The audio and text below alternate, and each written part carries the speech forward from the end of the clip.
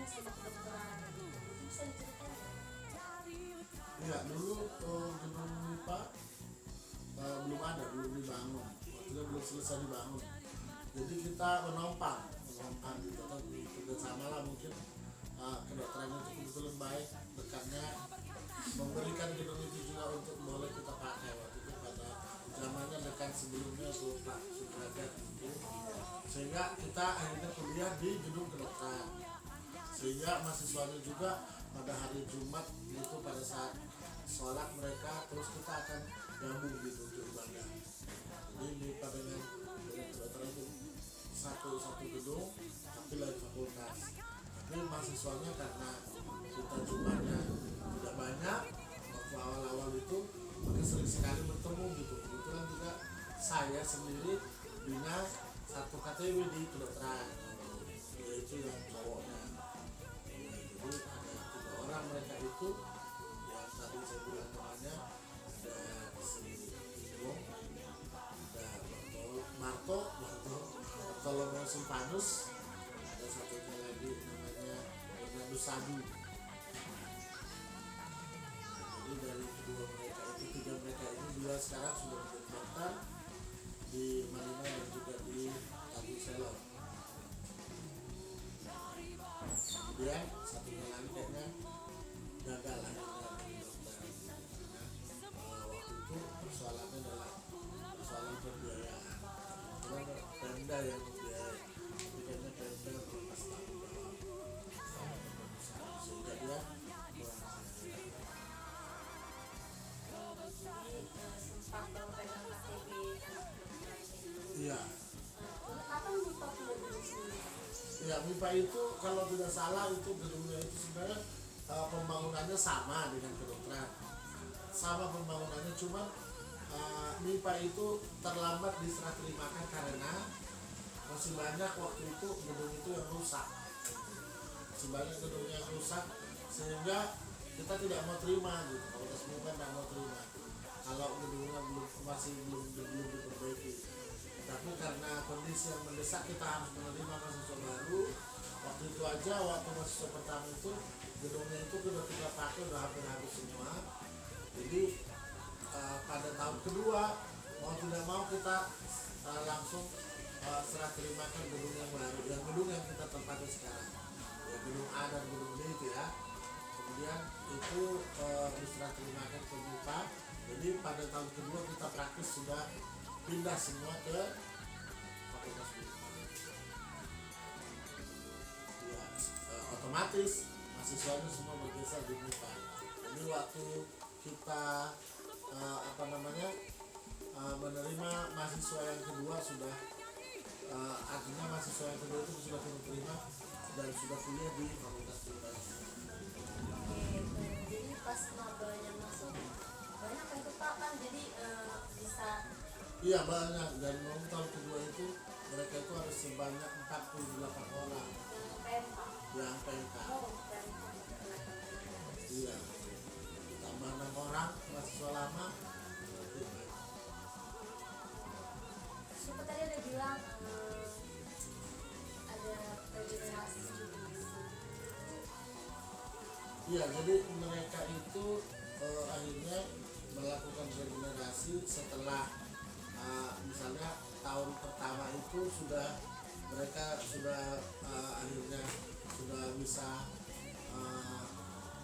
melakukan pelayanannya dan mereka menganggap area ini sudah bisa untuk menggantikan mereka, maka dilakukanlah pemilihan untuk pengurus yang baru ya, di tahun 2003 tahun 2003 pada bulan Maret atau bulan Februari. Terus yang 18 September tuh ulang tahun PMK itu bagaimana? Oh iya, ulang tahun PMK itu sebenarnya ulang tahunnya itu pada saat itu kalau praktisnya dibentuk PMK itu mungkin bukan tanggal 18, tapi sejak awal, sejak kita menjadi KTW gitu, karena saya agak lupa, tapi pada bulan September juga kita KTW-nya itu. Jadi sudah ada sebenarnya nama apa itu, nama PMK itu. Cuman pas kita publish gitu, kira-kira memberitahukannya bahwasannya kita sudah ada sebagai PMK itu tepatnya tanggal 18 pada saat ada ibadah di fakultas ibadah KBMK gitu ya. Tapi waktu itu ibadahnya kita berada di Pautan, di gedung lama itu. Waktu itu saya kebetulan sedang melayani juga, melayani di Pautan itu, dan pada saat itulah diberitahukan bahwasanya fakultas ini sudah ada PMK. Jadi langsung diberitahukan Kepada teman-teman KBMK bahwasanya MIPA juga sudah ada persekutuan. Jadi tanggal 18 itu bukan aslinya terbentuk tanggal Iya. gitu. Tapi pada bulan Agustus itu gitu. Pada bulan Agustus sudah terbentuk gitu ya. Tapi bulan Agustus sudah terbentuk sebelum September. Tapi tanggal 18 itu baru dipublikasikan kepada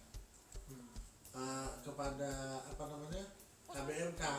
Waktu itu kita masih belum ada pemikiran apakah PMK itu akan dibawanya KBMK sebagai wadah mahasiswa Kristen, karena waktu itu wadah mahasiswa Kristen itu di Unmul itu hanya ada dua, yaitu KBMK dan KMK. Ya, sebenarnya dulu satu juga katanya, dari namanya semua adalah KBMK. Tapi supaya kita punya kans 2 suara waktu pemilihan senat ke universitas, maka dibentuk juga lah KMK itu, supaya hanya menambah suara seperti itu. Ada suara dari pembina KBMK, ada suara dari pembina KMK. Tetapi akhirnya itulah yang mewakili Kristen, ya mahasiswa Kristen di tingkat universitas, lalu di tingkat mahasiswa atau di tingkat fakultas. Kita tidak tahu apakah dia di bawahnya fakultas atau masuk ke bawahnya UKM universitas gitu. Jadi waktu itu MIPA belum tahu kita apakah nantinya mau gabung ke KBMK atau di bawahnya KBMK, atau langsung kita langsung sebagai organisasi yang resmi di bawahnya fakultas. Waktu itu kita belum ada kepikiran gitu. Iya. Jadi fixnya kapan itu Kak? Ketika KPMK udah resmi jadi UKM di IPA? Iya, jadi waktu itu kita sambil semualah diuruskan gitu. Sambil semua kita konsolidasi dan juga kita mematangkan yang namanya untuk apa hadirnya PMK ini di MIPA, dan segalanya bukan cuma sosialisasi ya, tapi pemahaman kepada mahasiswa dan juga bagaimana juga mensosialisasikannya kepada rekan-rekan dosen Kristen dan juga rekan-rekan dosen yang beragama lain, kira-kira gitu. Dan juga membawa program ini karena mau tidak mau ini adalah mahasiswa, harus kita laporkan kepada pihak yang bertanggung jawab, yaitu dalam hal itu mungkin dekan ataupun rektor sebagai ini perwakilan daripada mahasiswa, kira-kira gitu. Tapi fixnya itu adalah pada tahun 2003 ya, pada saat itu kepengurusannya udah kepengurusan yang kedua gitu ya. Saat itu juga kita minta supaya di-SK-kan oleh fakultas gitu. Di bawahnya waktu itu masih di bawah BEM. Artinya masih di bawah BEM. Artinya kalau BEM itu disahkan, maka bagian yang kecil daripada rohisnya itu adalah PMK gitu. Jadi kalau mereka ada PMK, mereka itu adalah mungkin pusdimas seperti itu. Sekawan lah PMK dan pusdimas. Iya, jadi bertanggung jawab dulu kepada BEM. Kalau akhirnya sekarang berubah, karena saya lihat artinya sejajar dia dengan BEM. Nah kalau dulu itu tidak, kita malah di bawahnya BEM. Nah itu untuk di fakultas, dan akhirnya karena fakultas ternyata, atau misalnya KBMK ternyata tidak membawahi fakultas, tapi adalah unit kegiatan mahasiswa yang ada di tingkat perguruan tinggi, sehingga kita juga tidak bertanggung jawab kepada, tidak terikat secara organisasi kepada KBMK, walaupun secara rohani atau secara mata hati kita semua saudara dengan KBMK. Jadi KBMK itu bukan bukan garis komando kepada kita atau kita harus melapor kepada KBMK, tapi secara prinsip atau secara secara hati dan juga secara keutuhan tubuh Kristus itu, maka kita tetap koordinasi dengan KBMK. Jadi lebih jelasnya kapan ya Pak dia PMK resmi sejajar dengan BEM,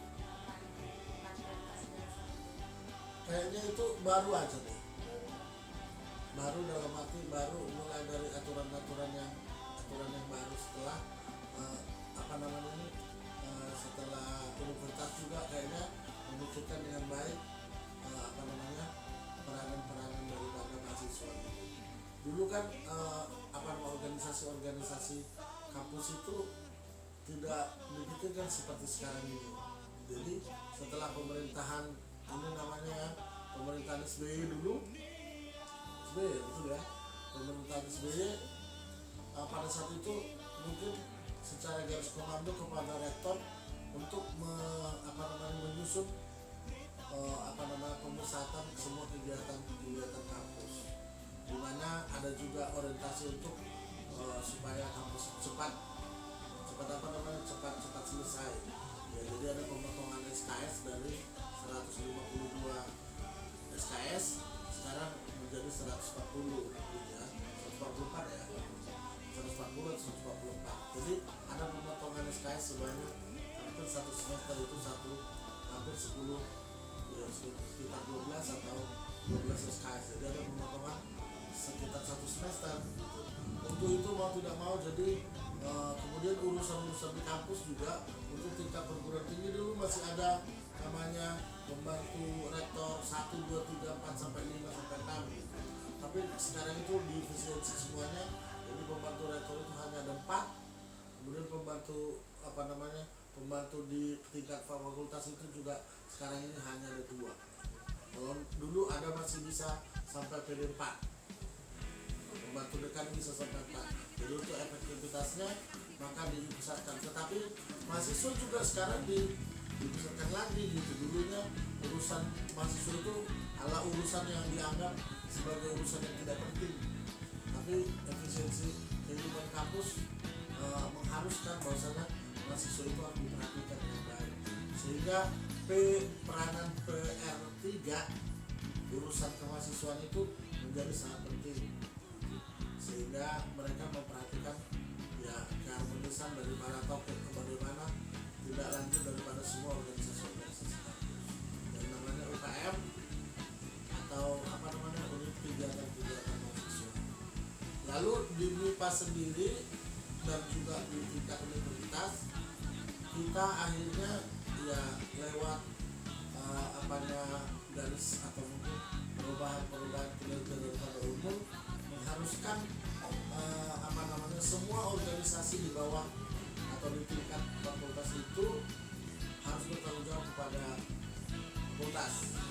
Kemudian yang di tingkat fakultas bertanggung jawab kepada rektor, ya, bertanggung jawab kepada rektor, dan semua kegiatannya harus dipertanggungjawabkan dengan baik. Di dalam sistem pelaporan apalagi transparansi keuangan belakangan dengan adanya hampir mau 2 periode ini sudah Presiden Jokowi makin lebih ketat lagi. Jadi mulai dari zamannya SBY berarti sekitar berapa tahun yang lalu, berarti kira 15 tahun yang lalu. Kalau 15 tahun yang lalu berarti sekitar 2005 ini sudah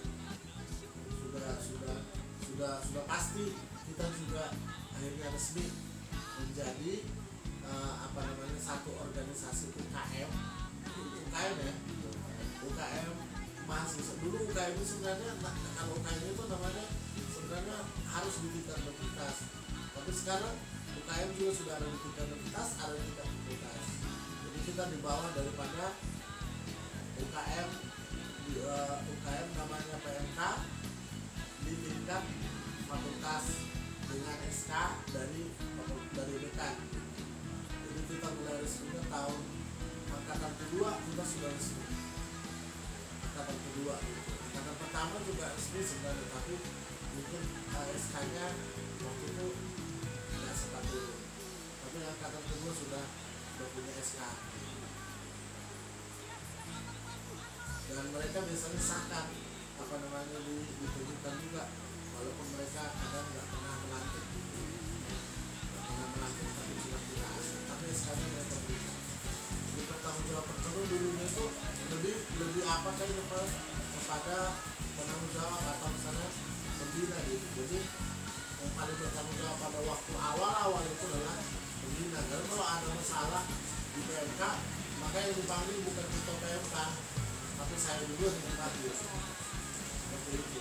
Belakangan ini kayaknya beda. Jadi kalau ada bermasalah di kampus itu bukan saya lagi yang dipanggil, tapi yang dipanggil adalah memang ketua PMK. Ini satu perubahan yang penting. Tadi bilang pergantian pengurus itu di bulan 2 atau 3 tadi ya Pak, pas angkatan kedua. Nah, dan kita tahu sekarang PMK kalau pergantian pengurus itu di akhir tahun kan, di bulan November atau Desember. Itu kok bisa ganti itu dari sejak kapan mesti? Itu sejak adanya aturan di UNIPA, bukan di UNIPA saja ya, tapi kayaknya di umur bahwasanya semua organisasi di bawah fakultas harus membuat laporan pertanggungjawaban sebelum bulan 12 berkenaan dengan penutupan buku anggaran pada bulan Desember. Jadi sebelum bulan November, laporan seluruh kegiatan mahasiswa di tingkat universitas atau di tingkat fakultas harus sudah melapor.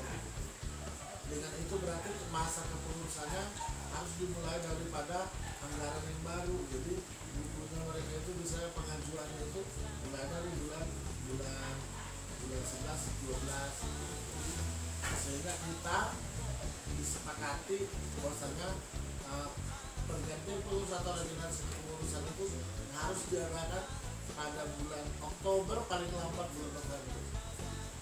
Dan itu berlaku sejak dekan yang baru ini lah, berarti sejak 5 tahun yang lalu, 2014 ya, 13. Kalau sudah PMK itu masa setelah ya Nirwan lah, ya Nirwan konjunktural yang masih menjabat sebagai pengurus. Kalau dihitung berarti Nirwan, setelah Nirwan ada namanya siapa namanya Febri, setelah Febri ada Rona ada Bona ada Edi, ada dari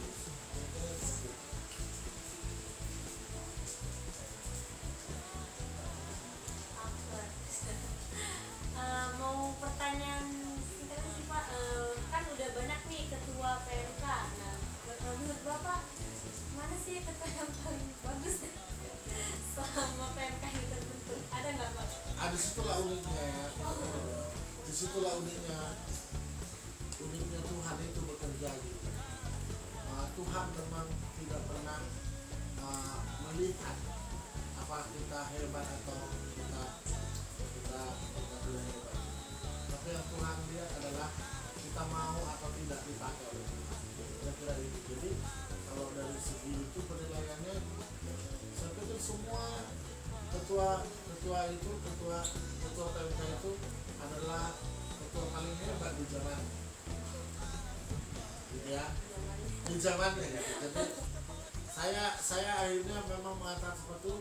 Kalau kita lihat juga memang bagaimana Tuhan membuat orang-orang yang bekerja di dalam Tuhan, di dalam Alkitab juga, mungkin di kitab masing-masing itu ya, Tuhan memanggil orang-orang itu memang pada zamannya gitu. Jadi memang mereka paling hebat pada zaman. Jadi Daniel di zaman Daniel, Yusuf di zaman Yusuf. Kemudian mungkin Jepta di zamannya Jepta, Gideon di zamannya Gideon, gitu ya. Simpson di zamannya Simpson. Memang Tuhan memakai orang-orang dia sesuai dengan karakter yang Tuhan butuhkan dan Tuhan inginkan. Saya juga akhirnya menyadari itu, mungkin Tuhan memakai Darius di masa COVID. Kalau mungkin bukan Darius sekali, maka ya mungkin lain cerita seperti itu ya. Jadi sama seperti itu bangsa Israel dibuang ke Babel, Tuhan memakai Daniel gitu. Dan waktu bangsa Israel akhirnya mengalami masalah yang begitu pelik, mereka kekurangan makanan, Tuhan memakai Yusuf yang telah dijual kepada bangsa Mesir. Jadi memang kayaknya Tuhan memang tidak melihat sekali lagi untuk kita juga. Tuhan tidak pernah melihat kita apakah kita itu hebat atau kita itu pintar, kita bagus atau tidak. Tapi yang Tuhan butuhkan adalah kerelaan di antara kita untuk mau dipakai Tuhan. Soal siapa yang terbaik, siapa itu tidak menjadi penting, karena semuanya adalah yang paling hebat. Soal misalnya masalah menurut saya siapa paling hebat itu mungkin kalau pandangan manusia relatif, tapi saya mengatakan saat ini saya berani mengatakan semuanya hebat pada zamannya gitu. Jadi mungkin Bronson pada zamannya Bronson ya, kemudian tadi itu ya misalnya Dennis pada zamannya Dennis, atau mungkin ya tadi itu ya Egy pada zamannya Egy, pada zamannya Rona kali memang Rona yang terbaik, pada zamannya Febri itu yang terbaik. Jadi kayaknya Tuhan memakai kita dengan dengan talenta yang Tuhan sediakan. Jadi Tuhan tidak pernah menuntut lebih dari kita, tapi Tuhan menuntut apa yang memang sanggup kita harus hasilkan. Jadi untuk kali ini juga misalnya kalian sebagai panitia ataupun sebagai pengurus untuk tahun ini, kalian adalah yang terhebat di zaman ini. Ya di zamannya COVID ini gitu. Jadi kalau mungkin bukan kalian siapa lagi?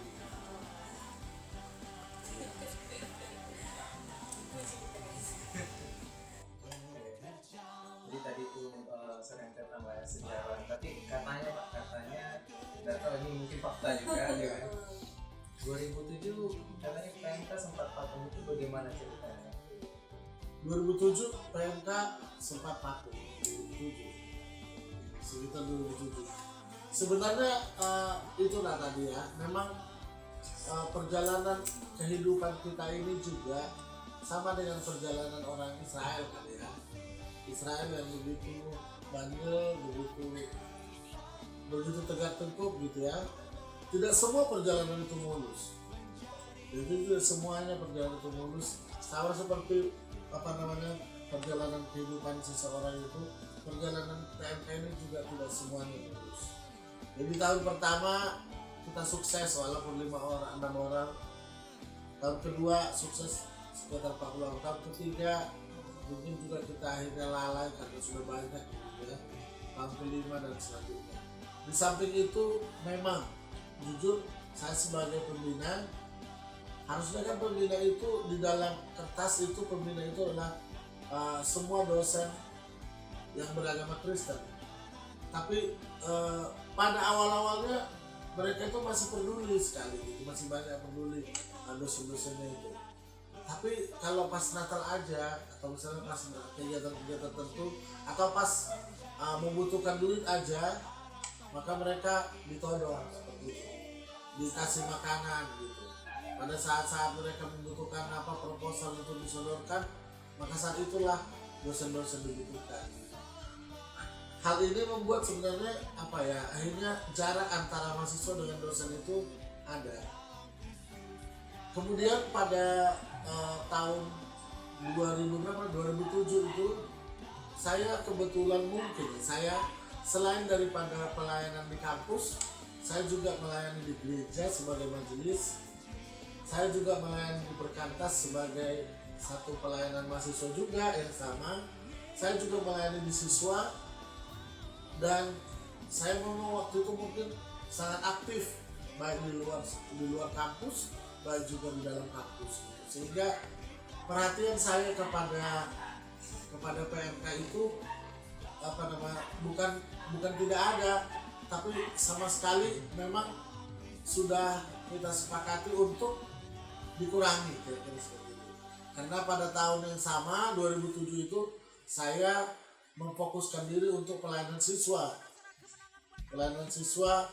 SMA dan SMP di kota ini, di kota Samarinda gitu. Dan saya menjadi bukan staf, tapi membantu staf lah untuk siswa di kota Samarinda, sehingga saya memang mengurangi waktu saya, perhatian saya kepada mahasiswa MIPA, termasuk juga kepada mahasiswa gitu. Karena di mahasiswa MIPA itu dulunya itu saya sudah percayakan kepada ya beberapa orang perkatas, ya ada beberapa orang perkatas dan juga beberapa adik-adik KTB yang menurut saya sudah bisa dilepas, sehingga perhatian saya tidak terlalu banyak lagi gitu. Ya, dan akhirnya ya saya malah mendapati hal yang itu tadi, mendapati halnya kok nggak bertumbuh gitu. Dan pada saat itu MIPA juga ada banyak sekali organisasi luar atau pelayanan gereja yang masuk ke MIPA gitu. Ada dari LPMI, ada daripada PNG, ada daripada pelayanan navigator, dan mungkin pelayanan yang lain termasuk pelayanan gereja. Dan pada saat saya biarkan seperti itu, ya, dan memang akhirnya perkata sendiri pun akhirnya kesulitan gitu, untuk bisa masuk. Dan mungkin di kampus sendiri, mahasiswa itu membentuk pelayanan ini sesuai dengan kemampuan mereka gitu, sesuai dengan arah yang mereka buat gitu, mahasiswa itu sendiri, tanpa bertanya kepada pembina gitu. Akhirnya saya melihat bahwasannya sudah banyak melenceng atau apa gitu, akhirnya saya ya sudahlah, lepas aja dulu gitu, kira-kira nanti suatu saat saya bisa gitu. Jadi praktis tahun 2000, karena jujur mungkin keberadaannya PMK ini tidak terlepas daripada adik KTB saya, adik yang saya bina gitu.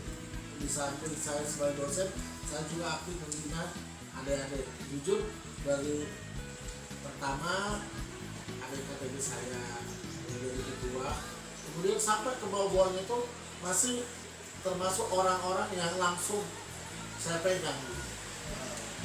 Orang yang langsung saya pegang kemudian mungkin menjadi ketua gitu. Kemudian mungkin ada saya lepas, tapi dia masih ada pengaruh daripada saya sehingga menjadi ketua. Jadi mungkin seperti itu. Dan akhirnya lepas pada tahun itu gitu ya. Kemudian pada tahun 2007 itu kebetulan mahasiswa yang banyak ini mahasiswa 2007 itu banyak dan kompak, sehingga mereka punya kemampuan untuk bertahan walaupun mungkin nggak ada pembinaannya atau apa, itu mereka semangat gitu ya. Dan itu yang membuat saya akhirnya kembali kepada kembali lagi melihat ladang saya yang sudah hancur berantakan itu gitu. Dan akhirnya saya kumpuli lagi dengan sisa-sisa tenaga saya, membina mereka di dalam 2 kelompok. Walaupun ya secara kasat mata mereka itu juga dibina oleh persekutuan lain, gitu ya. Dibina oleh persekutuan lain, tapi juga saya bina gitu. Tapi sampai hari ini mereka tidak melepaskan tangan dari PMK. Ya, dan kalau mereka menganggap bahwa saya ini, mereka itu adalah mahasiswa dengan saya. Jadi dengan kata lain sebenarnya pas bapak melepas itu sebenarnya bapak sudah percaya kan. Sudah percaya? Tapi ujung-ujungnya terjadi yang itu. Kira-kira apa yang jadi alasan dari Kendalanya seperti ini, mahasiswa itu ternyata ini mungkin yang perlu menjadi poin bagi seluruh siapapun yang mengembangkan pelayanan mahasiswa dan dimanapun berada, apapun kondisinya gitu ya. Mahasiswa itu tidak boleh dilepas, sekali lagi, mahasiswa itu tidak boleh dilepas dari kelompok pertumbuhannya yang kuat. Jadi harus punya kelompok pertumbuhan yang kuat, kelompok PA, kelompok sel atau kelompok grup. Harus ada grup-grup yang hidup dan sangat kuat. Kalau grupnya ini hilang, maka otomatis PMK itu hanya nama. Jadi intinya PMK itu KTB-nya itu ya? Iya, intinya PMK itu adalah KTB, kelompok kecilnya. Jadi ada penggalian Alkitab kebenaran yang terus menerus hidup.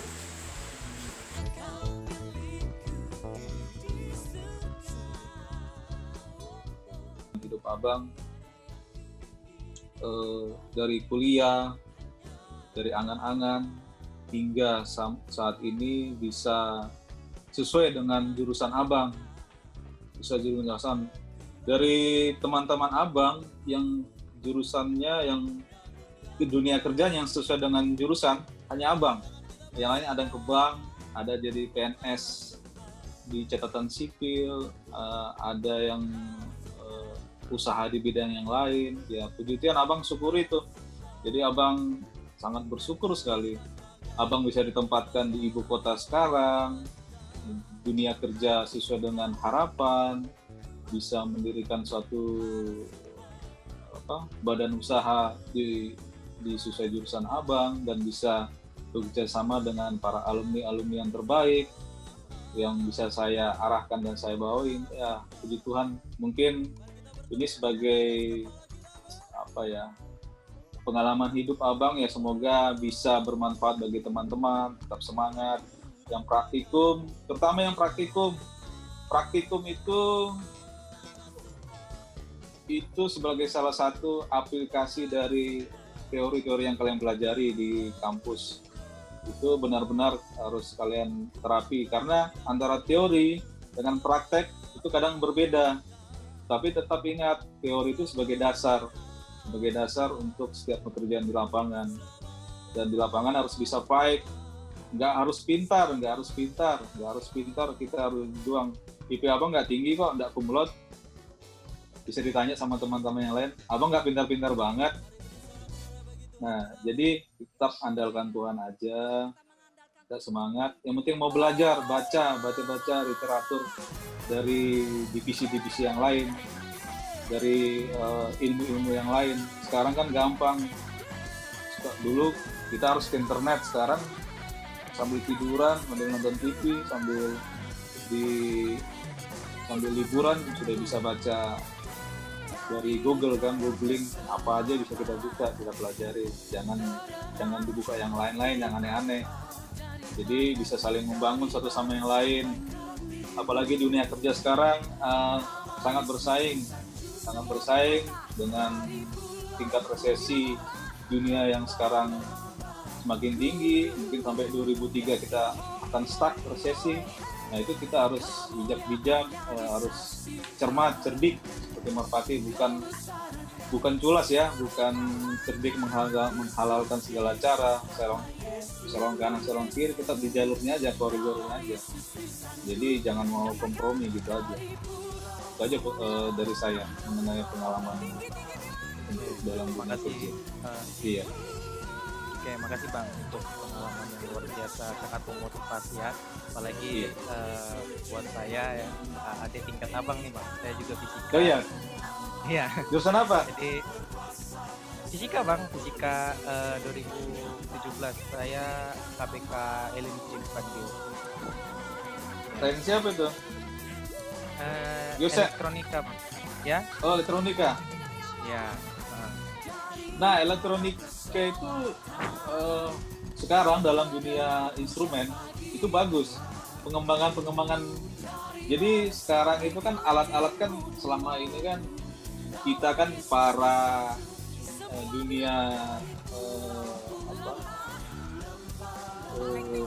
apa sih disebut dunia universitas ya. Kan kita kan Indonesia kan konsumtif ya. Semua produk-produk alat-alat geofisika datangkan dari USA, Amerika, dari negara-negara Eropa, bahkan dari Cina, Asia.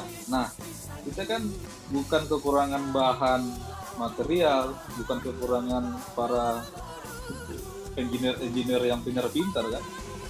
Nah, cuman kita nggak berani. Nah, mungkin kalau kalian kenal itu Pak Ronald Palangan, salah satu dokter jurusan fisika juga, S3 sampai ke Jerman, ke Italia. Dia bisa fight, bisa dari gelombang, rumus mengenai gelombang, dia bisa membuat aplikasi, dia bisa membuat alat untuk mencari air tanah, untuk membuat penangkal petir itu, terus untuk bisa mencari gelombang untuk sinyal untuk kita bisa tidur dengan baik dan benar. Nah itu sampai bisa diakui di negara-negara Amerika, Jerman, Italia. Berarti kan bisa kan? Nah, jadi kayak instrumen sekarang sudah mulai anak-anak IPB, ITS itu mereka mulai dari yang hal kecil. Contohnya contoh kecil ya, membuat alat press TPP kalau tahu. Nah itu kan mudah ya. Malah anak-anak Bandung itu malah sudah bisa buat, malah basicnya dari fisika benar. Nah itu kan sebagai motivasi, yang penting kan paham, saya bilang tadi teori dasarnya itu gimana sih. Nah, gitu. Jadi bisa diaplikasikan. Sekarang mau cari apa aja bisa, mau dari barang Cina bisa. Sekarang sudah ada belanja online, Alibaba ada, semua sudah ada tersedia. Jadi jangan kita semangat dengan mereka, malah kita belajar dari para mereka yang sudah sukses itu kan, ambil yang positifnya, yang negatifnya. Gitu. Bang, terima kasih Bang. Jadi mungkin ini bisa jadi motivasi buat kita semua ya, bukan hanya teman-teman yang dari fisika aja, tapi semua teman-teman. Karena kembali seperti yang Bang Bron bilang tadi, kita menguasai dasarnya, otomatis kita bisa menguasai yang lebih lagi. Iya, benar. Oke Bang, kita lanjut ke pertanyaan berikutnya. Pertanyaan seperti ini, bagaimana Abang memposisikan diri di tengah tanggung jawab Abang sebagai ketua PMK dan juga mahasiswa, mengingat Abang mengambil jabatan sebagai ketua ya 2 periode. Nah itu bagaimana Abang bisa beradaptasi? Mungkin bisa sharing sedikit. Nah, seperti yang saya sampaikan di awal tadi, di masa kami itu mungkin belum terlalu banyak jumlah personil ya. Maksudnya banyak yang mau ditangani, terus tantangan juga mungkin belum sebanyak seperti ini. Dan nggak tahu sekarang di backup sama wakil nggak, ketua? Ada wakilnya nggak? Nah, dulu kita ada wakil. Jadi misal kalau saya lagi nggak bisa, nah itu Kak Aktam backup. Maksudnya nggak bisa, misal kami lagi ada praktikum keluar dari Samarinda, nah itu Kak Aktam yang backup. Jadi kita bisa saling backup. Ya kita memposisikan saat mahasiswa, saat kita kuliah ya kita normal belajar bersama. Tapi saat ada kegiatan ibadah, nah, kami ngumpul, tahu jam posisinya, waktunya, kami bisa berkumpul gitu di hari Jumat, ibadah di kampus, ibadah di rumah, terus juga ada KTB dulu sama Pak Ritson, beliau yang membimbing kami. Dulu saya, Bang Bobi, Bang Gomas, yang satu lagi biologi saya lupa itu namanya siapa itu. Nah, saat makanya kita bisa bagi, ada jam kuliah, ada jam saat berorganisasi, ada jam saat kelompok tumbuh bersama. Awalnya kami juga KTB mungkin bisa ditanya Pak Rizwan atau Pak Rizwan hadir di sini, tapi kucing-kucingan, apaan sih KTB itu? Apaan sih KTB? Kumpul di mana? Di pendopo. Nggak tahu sekarang masih ada nggak itu ruangannya itu ya? Saya lupa namanya, UKM kah apa itu yang lupa saya. Kadang saya nggak hadir, kadang Goma nggak ada, kadang kami sama Bob KTB nggak usah Son. Nah, kadang berbalikan gitu kan. Ya untung Pak Rizwan tak bersabar, ternyata setelah kesini itu ya walaupun nggak dari awal akhirnya dari nggak semua hari, nggak semua tahun kami kucing-kucingan ya, tapi tetap ada yang terbersih lah, yang terbekas dari bahwa KTB itu penting. Dan puji Tuhan Abang ada di Pulau Jawa ini semakin bertumbuh juga dari yang kita dapatkan mungkin dulu di sana. Mungkin waktu-waktu para pembina kita juga dulu sibuk, kita juga sibuk, apalagi anak kimia kan praktikumnya kan, Bang Bobi, Bang Goma kan kimia, mereka bisa praktikum sampai sore, sampai malam kan gitu.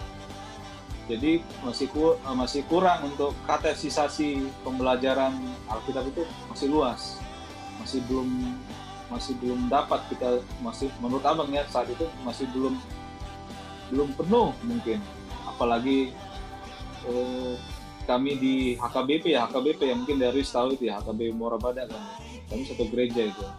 Nah, satu gereja dulu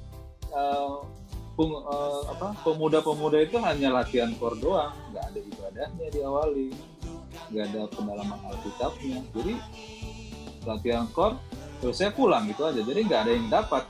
Terus mau naik CD katekisasi kilat. Abang kan kuliah di SMA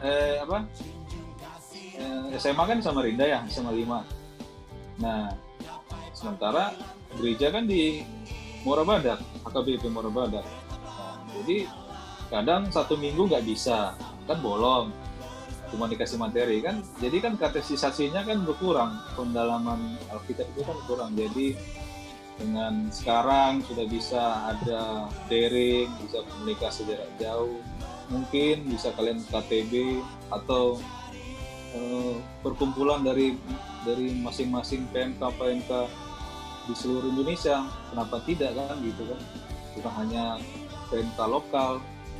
Kalian bisa bergabung ke GMKII, mungkin sudah ada ya di Samarinda ya. Halo Bang, ada Bang. Ada ya.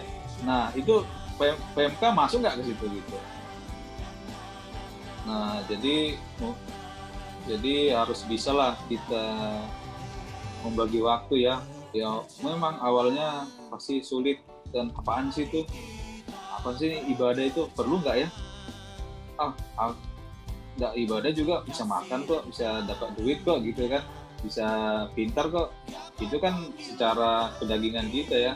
Ya mungkin nanti kalian semakin dewasa imannya, dewasa usianya, mungkin itu bisa direnungkan masing-masing bahwa yang diajarkan, yang mau diberikan oleh para pembina itu adalah hal yang baik, bukan yang buruk. Itu untuk untuk pegangan kalian nanti, untuk bisa ke depan berjuang. Makanya Bang bilang tinggalkanlah hal-hal yang duniawi, maksudnya bukan harus orang-orang benar banget, tapi berusaha meminta Roh Kudus untuk menguatkan agar kita bisa. Memang susah, pasti banyak tantangannya, banyak godaan, itu enggak Bang pungkiri, banyak godaannya pasti. Kita jadi malas, kita jadi bangkang, kita menjadi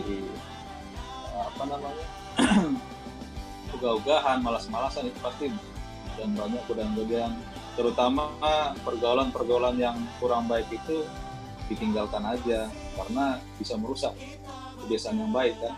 Jadi kalau bisa kalian ya bukan dilarang berkawan atau berteman ke semua orang, salah. Tetap berkawan sama orang tapi tetap di filter gitu. Lebih banyak kita kenal, lebih banyak jaringan yang orang-orang kita kenal, baik akademisi maupun di akademisi lebih bagus, tapi kita harus bisa memfilter. Kalau itu lebih kuat tarikannya yang nggak baik, tinggalkan, nggak usah kompromi gitu. Jadi kita sendiri sih yang memberikan filter bagi diri kita sendiri untuk masa depan kita. Memang yang enak-enak itu ya dilihat mata enak, dosa itu kan enak gitu, nggak ada yang nggak enak kan gitu. Pokoknya mengenakan kedagingan, pokoknya semuanya enak di mata, enak di mulut, enak di pikiran, enak di hati kan. Yang susah-susah, yang taat itu kan susah, tapi kita harus tetap berusaha. Apalagi sama adik-adik sekarang, zaman sudah semakin vulgar ya. Buka FB aja kadang yang nggak bagus itu ada iklannya gitu kan. Nah, jadi tinggal kita memfilter. Jadi ketahuan itu sekarang sistem digital itu dia pakai bilangan algoritma. Apa yang kau sering buka itu akan muncul. Coba aja, misalnya sering buka Shopee, nah nanti ada iklan-iklan Shopee itu sering ada di Facebook atau di Google kalian gitu. Kalau kalian sering buka yang nggak benar, itu pasti ada terus itu iklan-iklan itu atau video-video itu gitu. Jadi sekarang dunia sudah semakin canggih, bisa mendikte kalian, bisa menggiring kalian. Kalau kalian sudah awali dengan yang nggak bagus, dia akan giring terus, dia akan mengingatkan. Karena bilangan algoritma tadi itu jurusan komputer mungkin ngerti itu untuk masalah-masalah seperti itu. Oke, ada lagi? Kita masuk ke dalam sesi pertanyaan bersama partisipan yang lain. Jadi, boleh. Jadi sekali lagi teman-teman yang mau bertanya bisa chat pribadi ke James Statistika 2018. Oke. Jadi saya akan membacakan satu pertanyaan dari teman kita. Pertanyaannya begini, Bang. Mau tanya, Bang, apakah penting mengikuti kegiatan-kegiatan rohani seperti PMK, dan apakah aktif kegiatan seperti ini bisa menolong di kehidupan Abang, khususnya di dunia kerja? Itu, Bang. Ya sangat. Ya itu Abang bilang tadi. Itulah benteng kita untuk di masa-masa kita sulit, di masa-masa kita mungkin tidak ada harapan, di masa-masa kita saat down, itu yang membentengi kita. Nanti Roh Kudus itu yang akan mengingatkan kita. Makanya untuk membentengi kita, sekarang kan banyak orang frustasi ya, susah cari kerja, di PHK. Nah, kalau dia nggak ada benih iman itu atau benih firman itu dalam diri dia akan putus asa, lari ke narkoba, free sex, bunuh diri, perbuatan-perbuatan yang nggak terpuji, melawan orang tua, mencuri, pokoknya segala macam. Jadi itu sangat-sangat. Makanya Abang bilang tadi di awalnya waktu Abang ke TV sama Pak Ritson ibadah PMK kan kaget ibadah apa nih, apalagi kita Protestan ya, mohon maaf ya, bukan kita membedakan Protestan, karismatik, Katolik. Protestan kan apaan tepuk-tepuk tangan, apaan angkat-angkat tangan, apaan pujian seperti kan nggak ada kan. Nah, jadi itu cuma liturginya aja. Jadi memang dulu nggak Abang pungkir itu yang teman-teman Protestan ikut ibadah PMK ada yang tepuk tangan, mungkin yang lain tuh nggak terbiasa kan, nggak terbiasa jiwanya kan. Ya Abang juga awalnya apaan sih ini, tapi puji Tuhan karena Abang nggak terlalu kaku, karena kami di SMA 5 itu pelajaran agamanya ekumene, jadi ada Protestan, ada karismatik gitu.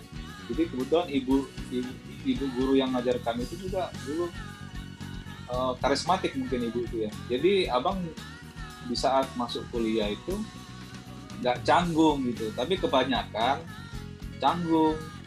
Nah, jadi saya bilang itu yang penting kita masih berdiri atas firman-Nya dalam satu Tuhan Yesus Kristus, itu nggak salah gitu, itu nggak something wrong, itu memang ibadah liturginya aja. Jadi memang ibadah PMK, KTB, ada lagi kata ya, apa yang iya ada kata ya. Kata Nah, kebaktian ulang tahun.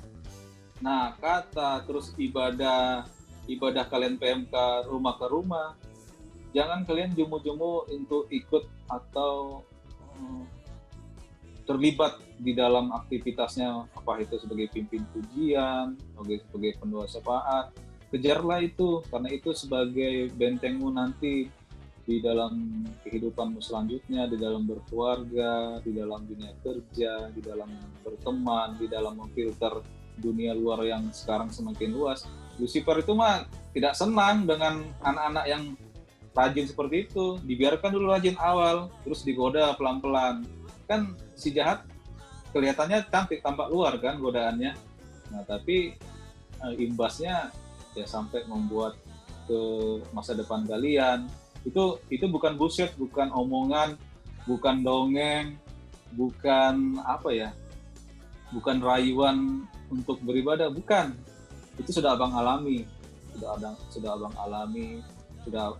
bukan berarti kita yang di dalam Yesus Kristus tidak ada tentangan, nggak ada, dan dia tidak menjanjikan yang menjadi pengikut tuh akan ongkang-ongkang kaki, tidur di rumah, gak usah kerja, rekening penuh, nggak ada itu, nggak ada tertulis di Alkitab kan. Jadi back to Bible aja, memang harus seperti itu. Kita harus berjuang, tapi di dalam perjuangan kita, dia kan dibilang Allah itu setia menemani kita. Setiap permasalahanmu, setiap tantangan hidupmu, baik perkuliahan sekarang ini yang kalian hadapi, terus khususan ekonomi orang tua untuk bayar uang kuliah, atau dalam pergumulan dalam skripsi, pergumulan mahasiswa baru untuk penyelesaian. Nanti kalian rasakan di awal kuliah, wah nggak enak kuliah di MIPA ini, praktikum mulu, praktikum terus, begadang, begadang, capek. Nanti IPK dapat 1 kaget kan, wah nggak mungkin ini, nggak benar. Nah itu tantangan, nah itulah godaan itu kan. Kalau kalian kena jeratnya ya kalian mundur gitu, nggak fight maju terus. Kalau kalian serahkan beban hidup kalian kepada Tuhan, cari Dia saat teduh, saat bangun tidur, sempatkan baca firman, pujian penyembahan sebelum baca firman, berdoa mau kuliah. Kan kita berdoa kan nggak 5 waktu setiap saat. Engkau berdoa di saat kau naik angkot, bisa. Saat kuliah, aduh pelajarannya susah banget nih Tuhan, sudah doa aja di kelas, komatkan sendiri kan. Nanti Tuhan yang mampukan, Roh Kudus yang mampukan. Tapi bukan hanya berdoa, tetap kita baca itu bukunya, teorinya, banyak buka bahan-bahan yang lain seperti itu. Dan pertanyaan tadi itu sangat sebagai benteng kita untuk masa depan nanti, ke dalam dunia kerja, berkeluarga, memilih teman untuk pasangan hidup. Itu jangan kalian tinggalkan, itu wajib hukumnya gitu. Itu dari saya. Baik Bang, terima kasih Bang.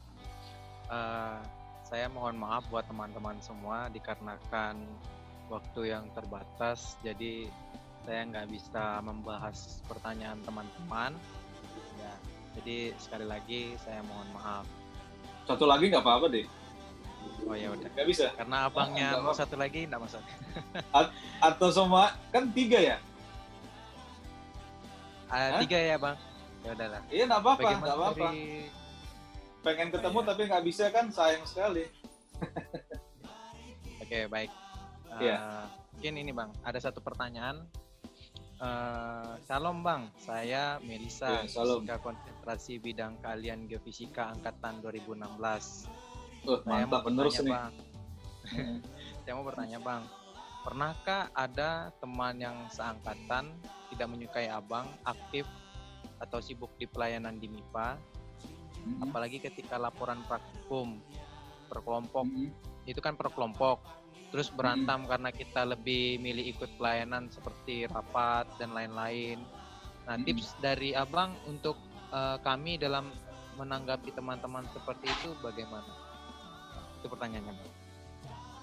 Kalau saat Abang di masa Abang dulu belum ada yang seperti itu ya, masih aman lancar. Terus waktu praktikum, waktu ibadah itu bisa terkoordinir ya, jadi nggak ada yang bentrok sampai praktikum. Kan kita ibadah cuma hari Jumat toh, kalian hari apa? Ya Bang, Jumat. Jumat kan, dan ibadahnya kan di saat mereka sholat kita ibadah toh. Iya. Terus bentroknya di mana? Mungkin seperti ini Bang, kayak kalau sekarang itu kan ada banyak agenda kayak rapat dan lain sebagainya. Itu kita mau praktikum nih biasanya jam 3 gitu. Terus kebetulan kumpul laporannya tuh bukan jam 3 itu Bang. Bisa jam 5 setelah kuliah, padahal kita ada rapat gitu, ada pertemuan, ada latihan. Nah, tapi kita lebih milih latihan kayak gitu kan. Nah, kayak gitu Bang contohnya. Nah, kalau saran dari Abang, jangan juga ibadah kita menjadi batu sandungan terhadap yang lain. Nah, kan ibadah kan rutinitas intern kita ya, ya kan? Nah, berarti kan kalau intern kita, berarti kita tahu dong semua anggota ya. Jadi sebelum diadakan kegiatan itu, alangkah baiknya ditanyakan dulu, apakah di hari ini jam segini free, apakah ada kuliah praktikum yang tabrakan. Nah, jangan sampai ibadah kita itu menjadi nggak disukai sama teman kita tadi, kan menjadi batu sandungan kan, jadi dia berdosa kan sama kita jadinya, karena dia nggak senang, orang itu ibadah tapi kuliahnya atau praktikumnya ditinggalkan. Nah kan jadi batu sandungan sama mereka, itu nggak baik. Nah, kalau menurut Abang, karena itu kegiatan intern kita, kalau masih bisa diganti jadwal atau sebelum jatuh tempo kegiatan itu, kalian rapat internal dulu, bisa nggak di hari ini ada yang bertabrakan atau enggak. Nah, kalau misalnya ibadah itu atau kegiatan kepanitiaan, kan kalau bisa jangan satu jurusan semua divisi gitu. Jadi misalnya kalau satu bertabrakan, yang satu bisa hadir sebagai wakil gitu. Nah, atau jadwalnya diatur lagi seperti yang Abang bilang tadi. Itu aja. Baik Bang. Halo? Ya, bentar saya cek lagi apakah ada pertanyaan. Oh ya, terima kasih Bang kata dari Kak Melisa. Iya. Oke. Next. Apakah ada pertanyaan lagi teman-teman? Oke, sepertinya sudah tidak ada. Oke, untuk menutup sesi talk show yang kedua ini, mungkin dari Bang Bronson bisa memberikan closing statement buat kita semua. Oke. Dari semua yang sudah saya sharingkan, saya pesan kepada adik-adik maba maupun teman-teman yang sebagai panitia, jangan kendor ibadahnya, walaupun tantangan banyak yang kalian hadapi, itulah ujian. Itulah menunjukkan bahwa anak-anak Yesus ada Tuhannya yang hidup, yang siap memberikan jalan keluar di setiap permasalahan yang kalian hadapi. Dengan kalian jemuh-jemuhnya, dengan kalian awal-awalnya saja fight, dalam beribadah, terus ke tengah sampai akhirnya kalian hilang, nggak tetap menjalankannya. Itu sebagai modal kalian untuk masa depan nanti. Menguatkan impian masa depan kalian itu, kalian bisa bermimpi, tapi kalau tidak tidak mencari Tuhan, mencari Tuhan itu nggak seperti harus baca Alkitab mulu, enggak. Maksudnya di situ kita selalu mengucap syukur, tetap membaca firman-Nya, disempatkan waktunya, berterima kasih, terus di jalurnya apa yang diperintahkan Tuhan di dalam firman, tidak kompromi dengan dosa, yang berpacaran yang sehat, tidak sebelum kalau bisa berpacaran yang sehat, jangan yang nggak sehat. Terus cari pasangan hidup yang seiman, itu sudah harga mati. Jangan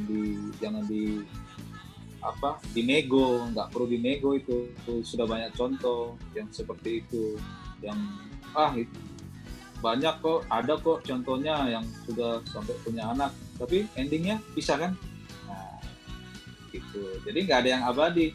Yang sudah dibilang kan, terang dan gelap tidak bisa dipersatukan. Itu sudah tertulis, bukan kata pendeta, bukan kata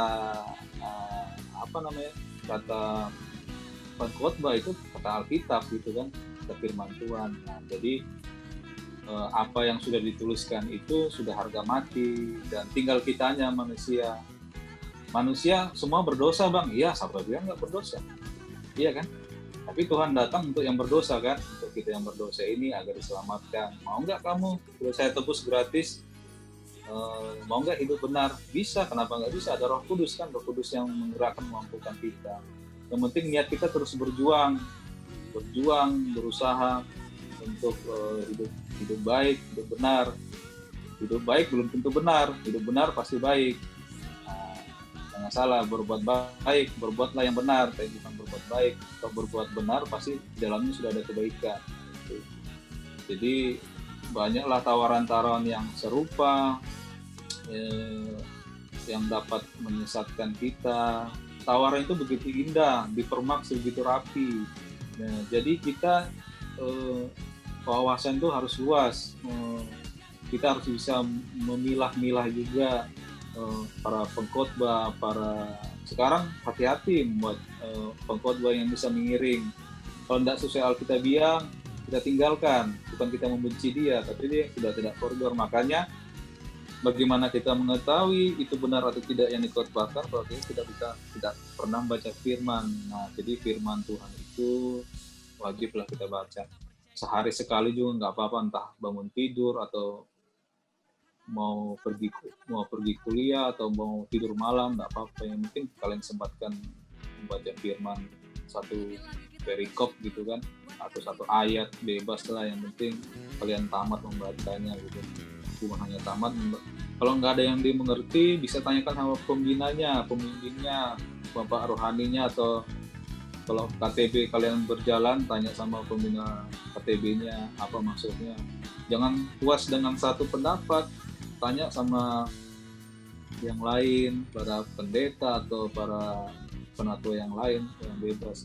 Jadi harapan abang di era kalian yang sekarang ini, apalagi sekarang masa pandemi, semakin keras untuk berjuang untuk masa depan kalian, untuk kehidupan. Jangan kalian menyerah.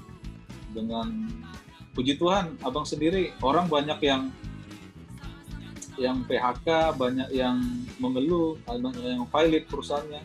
Tapi kami, puji Tuhan, Tuhan menghendaki kita jalan terus. Ada aja pekerjaan. Abang juga heran-heran dari mana itu pekerjaan. Tapi Tuhan kirim para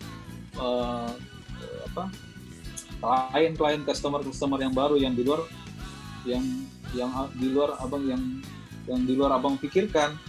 Bukan dari yang klien-klien yang sudah biasa dengan kerja sama abang. Tuhan kirimkan yang lain. Yang penting kita tetap setia, yang sudah kerja taat bayar perpuluhannya.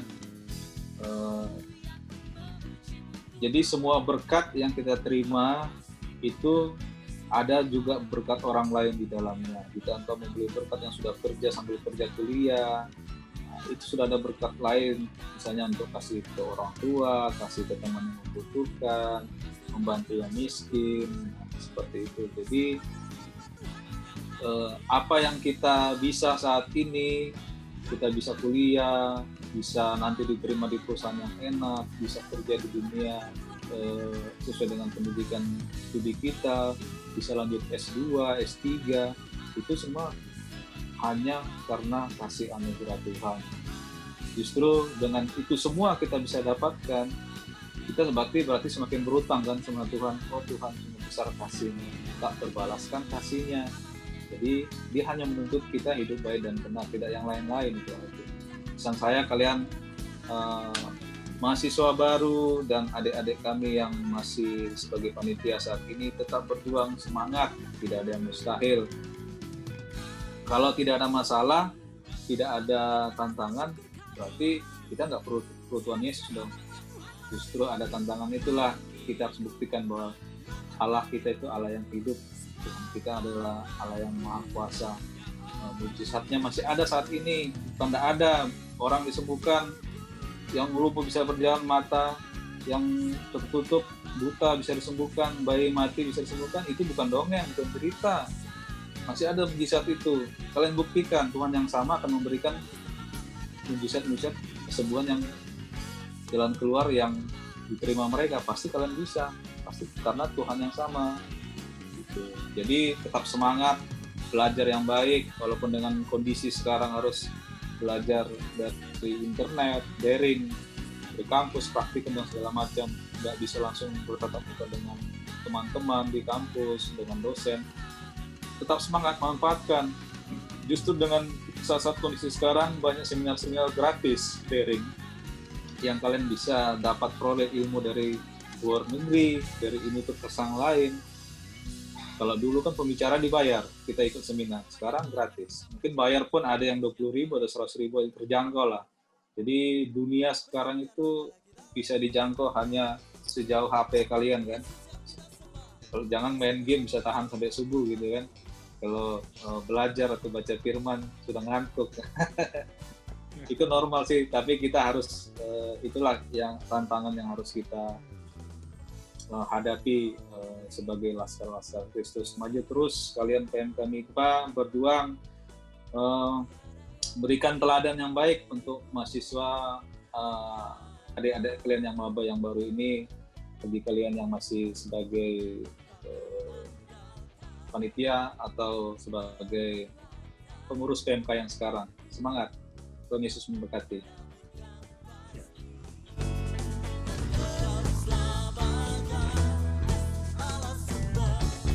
Nggak tahu MIPA itu seperti apa, nggak tahu nanti kesibukannya seperti apa. Jadi dari ada nggak tips lagi untuk adik-adiknya nanti ketika dia kuliah, kesibukan kuliah, terus nanti pelayanan juga sibuk.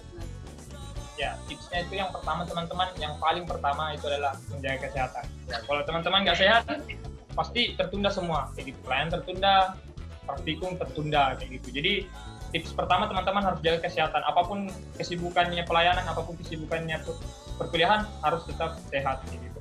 Ya, banyak temannya abang itu, jadi waktu itu kan abang 52 orang, kayak gitu. Jadi sekarang itu 49, ya keluar 3. Itu kimia. Kalau fisika tuh banyak banget. Fisika itu ada 12 orang yang keluar teman-teman, gara-gara kesibukan. Ada juga temannya abang, gara-gara dia sibuk nggak makan. Nah, akhirnya orang tuanya marah-marah lah, seperti itu. Akhirnya disuruh keluar lah, kayak gitu, karena nggak makan. Jadi, karena dia sakit-sakitan, selama di kampus, akhirnya dia keluar, kayak gitu. Nah, jangan sampai juga adik-adik yang baru masuk, kayak gitu ya, jangan sampai kesehatannya terganggu, kayak gitu. Artinya, tips yang pertama harus tetap sehat. Nah, terus bagaimana tips-tips selanjutnya untuk membagi waktu?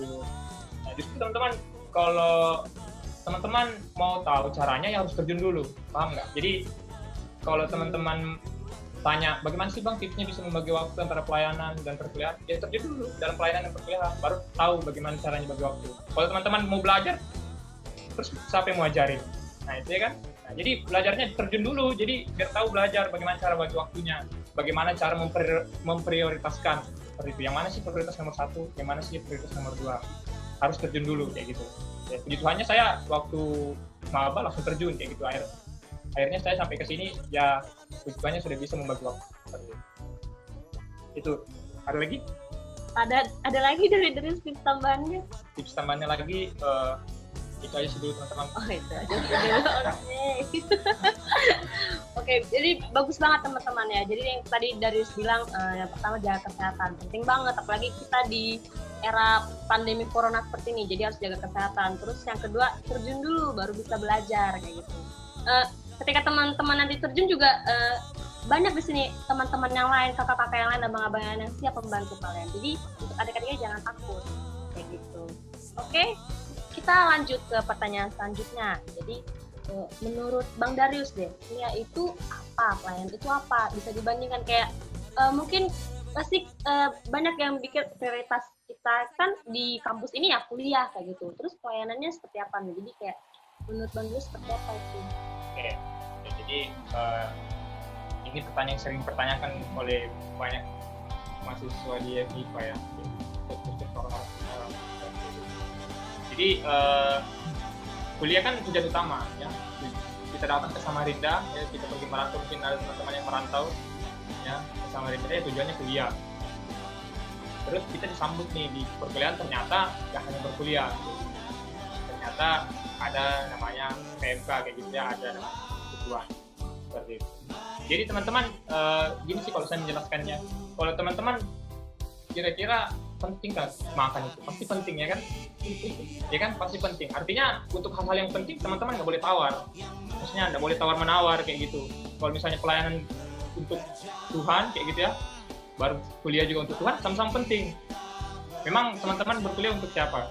Yaitu kalau teman-teman nggak untuk Tuhan, berarti pantas teman-teman memilih salah satunya kayak gitu. Kalau semuanya untuk Tuhan, teman-teman pasti teman-teman jalani kayak gitu ya. Jadi misalnya kalau teman-teman berkuliah ya kita mempunyai disiplin masing-masing kayak gitu. Kalau di MIPA itu ada 4 jurusan ya, prodinya ada paling semua ada 6 kayak gitu. Nah itu untuk perkuliahan. Kalau di kampus kita ada PMK, ada pelayanan, jadi kita tetap menjaga teman-teman. Jadi saat seperti Bang Bronson bilang tadi, saat kita lagi down-downnya kayak gitu ya, kita punya teman kayak gitu, pelayanan kita, teman satu ajaran kayak gitu ya, yang terus menolong. Jadi teman-teman, saya dulu sedikit cerita, saya dulu kan orangnya nggak tahu yang namanya pelayanan. Saya juga bukan lahir dari keluarga yang pelayanan kayak gitu ya, bahkan gereja pun jarang kayak gitu. Nah, tapi teman-teman di kampus itu saya ketemu, jadi saya punya abang KTB namanya Bang Jimmy ya. Dulu saya itu di kampus tuh sudah gondrong, pirang, merokok lagi ya, pokoknya barbar lah dulu pas maba kayak gitu. Adalah Bang Jimmy, namanya Bang Jimmy nih. Jadi karena Bang Jimmy lah teman-teman, kalau bisa dibilang saya bisa seperti ini. Bang Jimmy itu selalu datang ke kos, pokoknya kalau kamu nggak berhenti merokok, abang terus datang ke kosmu kayak gitu. Akhirnya ya karena sering datang, akhirnya saya belajar teman-teman, saya bisa berhenti merokok kayak gitu ya, saya bisa bertobat kayak gitu di 2017 karena teman-teman PMK seperti itu. Artinya teman-teman, kenapa juga abang bertahan di PMK? Karena abang nggak mau nanti ada orang yang seperti abang tetap terus kayak gitu. Artinya abang nggak mau adik-adik abang nanti juga sama yang kayak abang dulu kayak gitu. Jadi harus dijangkau. Nah itu makanya kenapa sih abang tetap bertahan seperti itu, karena abang merasakan dulu abang dijangkau seperti apa ya. Mungkin waktu itu ada Bang Ripat ya, Bang Ripat juga sering ke kos, sering bawa makanan ya. Itu Bang Ripat ya, sering-sering ada lagi Bang ya. Nah itu ada Bang Ripat, terus ada Bang Egi, ada kakak ya. Itu sih. Jadi kuliah itu tujuan utama teman-teman, tapi kuliah dan pelayanan itu penting. Kalau semuanya untuk Tuhan, teman-teman pasti teman-teman kalian yang tadi punya waktu. Nah itu Berbiasa ya teman-teman. Jadi perkuliahan, pelayanan itu sama-sama penting karena semuanya untuk Tuhan. Kita lanjut ya ke pertanyaan selanjutnya. Jadi teman-teman tetap fokus ya, jangan ngantuk. Jadi masih cukup panjang sesi kita kali ini. Pertanyaan selanjutnya, sekarang kan lagi di era new normal kayak gitu. Jadi menurut Darius, hal apa aja yang dapat dilakukan mahasiswa di era new normal ini? Kan kita sungguh terbatas nih, nggak bisa kayak kata sekarang jadinya online gitu.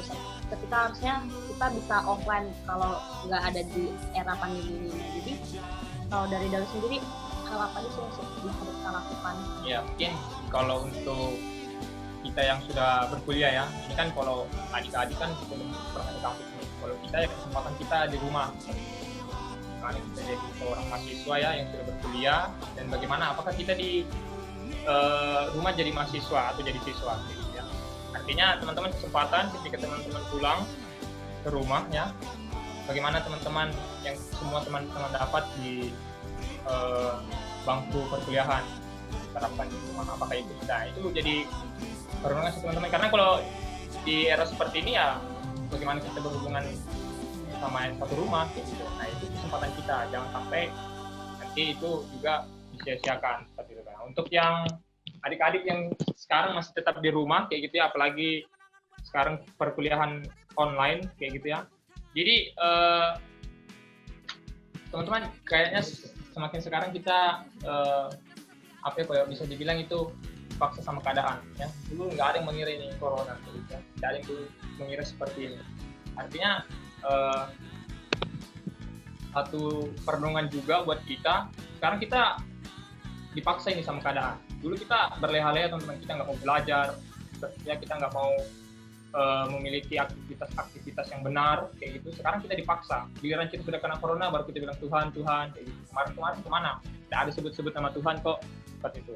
Nah jadi artinya teman-teman, bagaimana keseharian teman-teman buat adik-adik ya yang di rumah yang saat ini berkuliah, artinya teman-teman harus membagi waktu ya. Kalian pasti lebih hebat daripada kami, karena kami dulu kuliah langsung ke kos, nggak ada itu kesibukan rumah, nggak ada cuci piring, lipat baju ya, nyapu rumah kayak gitu ya. Berarti kalian termasuk generasi yang hebat daripada kami ini. Kalian kuliahnya di rumah langsung ya, pasti bakalan beradaptasi lagi dengan waktu-waktu yang ada. Nah jadi harapannya buat adik-adik tetaplah memiliki aktivitas yang benar. Contohnya kalau saya sih kesehariannya ya baca kitab kayak gitu, terus ada berdoa, kemudian ada hiburan. Tanya sama adik-adik saya, kalau adik-adik saya kan sukanya hanya hiburan, jadi biasa kalau bang ayo belajarin saya main gitar, nah gitu. Atau bang ayo main PlayStation kayak gitu. Nah, jadi saya membangun juga kembali hubungan saya dengan adik saya supaya saya bisa menjangkau dia kayak gitu ya. Nah terus jangan lupa juga pekerjaan rumah kayak gitu ya. Mungkin kalau adik-adik KTB saya ya, saya sudah mulai progres mereka untuk bekerja di rumah kayak gitu ya. Maksudnya apa yang dulu belum pernah kalian lakukan di rumah, lakukan. Nah itu sih, jadi kesempatan ya, ini kesempatan teman-teman, jangan disia-siakan. Nanti kalau sudah ada vaksin yang mau kita kan ke kampus ya, artinya nggak lagi kesempatan bisa bareng sama orang tua, apalagi teman-teman yang pulang harus tahun sekali ya, kalau kayak di Sumatera, di Sulawesi, di Jawa kayak gitu ya, tahun sekali baru bisa pulang. Nah sekarang kesempatan teman-teman untuk di rumah gitu, cari hubungan yang baik. Jadi ya baik sekali ya teman-teman. Jadi ini pertanyaan terakhir dari saya nih, atau Bang Darius. Nah, jadi habis ini ada sesi tanya jawab. Jadi teman-teman yang di ruang meeting boleh bertanya kayak gitu. Di via chatroom bisa ditanya. Oke, sebelum masuk ke situ, saya mau tanya nih sama Bang Darius. Jadi saat ini kan posisinya ketua PMK dan sudah menyusun program kerja dengan ekspektasi normal. Nah, namun realitanya kan kondisi saat ini nih secara online kayak gitu. Terus, jadi bagaimana sih perasaan Bang Darius? Nah, terus cara menyesuaikan proker di kondisi saat ini tuh seperti apa? Ya, mungkin Ya. ya tentunya berat kayak gitu ya, tentunya berat ketika ya seperti tadi saya bilang dipaksa ya, keadaannya sekarang memaksa. Artinya dulu PMK itu nggak pernah yang online, bahkan dalam dunia kampus pun keseharian kami ya langsung, praktikum langsung kayak gitu ya, revisi laporan langsung kayak gitu. Sekarang semakin kesini semakin sulit teman-teman, karena cenderungnya orang-orang yang kita berkaitan di kampus, misalnya kayak asisten atau dosen ya, sekarang kuliah di luar jam kayak gitu ya. Jadi ini bisa kok kita nanti kuliah jam 9 malam, padahal kalau dipikir kan nggak boleh. Nah itu, jadi kita merasa lebih tertantang teman-teman ya. Artinya sekarang malah itu yang menjadi tantangan itu kalau untuk perkuliahan. Kalau untuk program kerja di PMK sih ya waktu itu yang sempat stuck gitu ya berapa bulan ya gitu. Karena mengingat juga waktu itu pas sudah ada corona ya, dinyatakan Indonesia ada positif, disuruh pulang.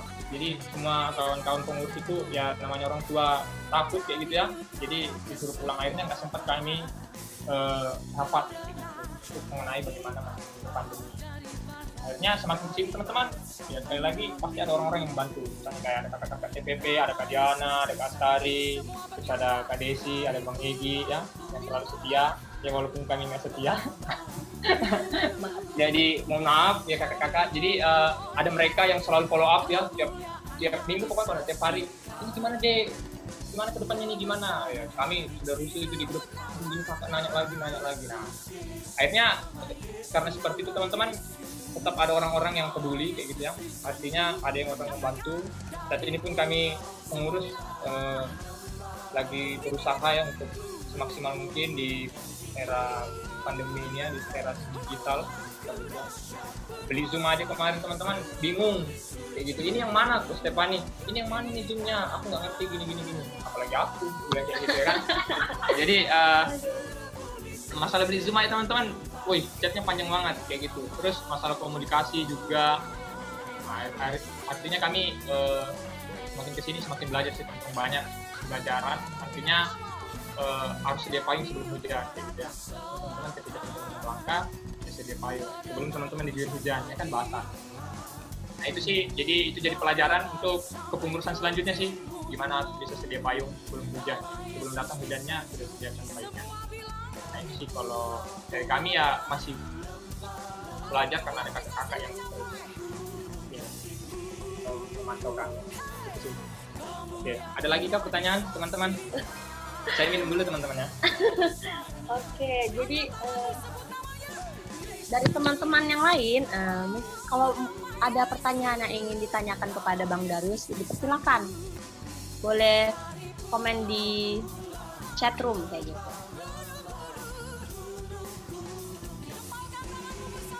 Ada yang bertanya kah? Ayo, Bang Dariusnya nunggu nih. Teman-teman, saya baru pertama ini, jadi keep on fire terus ya. On fire. Ayo teman-teman. Atau dari di tempat ini kayak gitu mungkin. Ada yang mau tanya teman-teman? Fani, ayo tanya. Amos mungkin.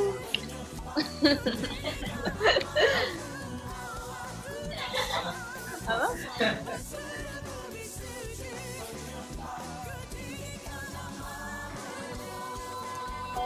Mungkin sambil menunggu gitu ya, kita apa ya? Sini saya cerita aja. Oh, ya. Jadi dari mau sharing teman-teman. Ya, Jadi dengar dulu ya. Teman-teman, nah, kan manusia cenderungnya kan minta balasan tidak kita aktif pelayanan atau kita aktif di pelayanan yang berlebihan. Jadi teman-teman, selama saya pelayanan, teman-teman saya perkuliahan saya itu aman-aman saja, bahkan teman-teman bahkan saya dapat lebih kayak gitu ya. Contohnya teman-teman waktu KKN-nya. Jadi waktu KKN itu kan saya KKN tahun lalu, harusnya kan tahun ini saya KKN di era online ini. Tapi saya dan teman-temannya, teman-teman PMK itu ada saya, ada Yusrian, terus ada Gaguh, terus ada Pangeran. Kami kemarin tembus ekspedisi, jadi ekspedisi ini bisa disetarakan dengan nilai yang sangat-sangat luar biasa teman-teman. Angkanya itu gede, 9 ke atas. Artinya teman-teman, Tuhan juga tetap bekerja gitu. Jadi saya aktif pelayanan begini, perkuliahan saya nggak pernah ini terbengkalai kayak gitu ya. Saya IP saya 3 kayak gitu, 3 ke atas. Terus puji Tuhannya KKN bisa cepat ya, terus PKL dilancarkan teman-teman ya. Sekarang di tengah kondisi seperti ini banyak kakak-kakak kita yang sempat PKL karena nolak semua di tengah pandemi ini. Puji Tuhan saya dikasih suatu kemarin datang gitu ya kan, terus bilang ya ini nanti diusahakan, sudah dikasih omongan seperti itu teman-teman. Jadi Tuhan juga tetap bekerja dalam perkuliahan kita gitu. Itu juga teman-teman, kemarin waktu seleksi KKN itu banyak 200 kalau nggak salah 200 orang ya, saya tanya itu 200 orang. Kayak gitu. Awalnya yang masuk itu 3 orang, saya, Yusrian, Gagu ya, yang diaktif di PMK. Mario waktu itu Pangeran ini nggak masuk karena dia salah isi kayak gitu kan, ditanya kan syaratnya harus bisa berenang kayak gitu. Nah ternyata dia salah isi kayak gitu. Itu juga teman-teman saya dapat link kain itu dari waktu itu, saya ingat itu waktu Kastar yang kirim saya, kamu sudah daftar ini kan, saya daftar lah. Ternyata teman-teman pujiannya setelah saya klik lagi kedua kali saya mau daftar, maaf pendaftaran sudah tutup kayak gitu. Jadi itu bersyukur sekali sih teman-teman, akhirnya bisa dari menyeleksi dari 200 orang yang masuk 25 orang. Terus kemudian pas di KKN lebih tertantang lagi kayak gitu. Jadi pas KKN tuh pokoknya kalau bisa dibilang teman-teman ya di luar inilah, di luar ekspektasi saya lah. Ini kan kalau KKN tuh enak, sampai sana teman, gak ada air, listrik 20 jam aja, baru jaringan susah, baru di sana tingkah laku teman-teman, luar biasa. Jadi contohnya kayak kami ibadah aja hari Minggu kan pasti kena hari Minggu kalau KKN. Jadi hari Minggu aja ibadah teman-teman. Kalau mungkin saya dan teman-teman saya nggak aktif PMK ya nggak ibadah. Bahkan waktu itu ibadah di sebelah ini ibadah, di sebelah karaokean. Wah, gimana sih teman-teman itu rasanya? Yang mana yang kita dengar ini lama-lama nyanyinya lagu karaoke lagi kayak gitu. Iya, waktu itu karaokean. Masih ingat saya itu karaokean. Terus saat teduh subuh-subuh dimarahin. Kamu ngapain? Ribut toh. Ya itu tantangannya teman-teman. Jadi kalau mungkin saya nggak aktif ya, kayak kenal Yesus, ya mungkin kalau ada orang ngomong kayak gitu, kenapa ngarang-ngarang? Ya kan pasti saya jawabnya gitu. Apalagi ya saya kan dulu orangnya barbar. Kalau orang yang tantang saya tantang balik. Ya, sekarang lebih sabar kayak gitu. Jadi Tuhan tetap bekerja kok dalam perkuliahan teman-teman. Gak usah takut. Saya sudah alamin itu kayak gitu. Kakak-kakak juga sudah mengalaminya. Nah itu sih teman-teman, mungkin dari cerita saya teman-teman hari ini bertanya atau seperti apa? Ya teman-teman, sesi tanya jawabnya masih dibuka ya, jadi kalau ada yang mau tanya ya, dipersilakan. Oke, jadi nggak ada gitu ya. Nah, jadi ya nggak ada. sedih deh. Tapi nggak apa-apa, nanti kita tanyanya di luar dari lainnya. Bang Dariusnya terima kok pertanyaan macam apa aja, silakan. Oh, Kak Melisa mau tanya, silakan Kak.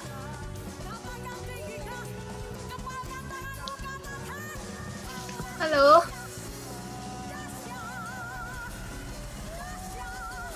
Aku langsung ngomong aja ya.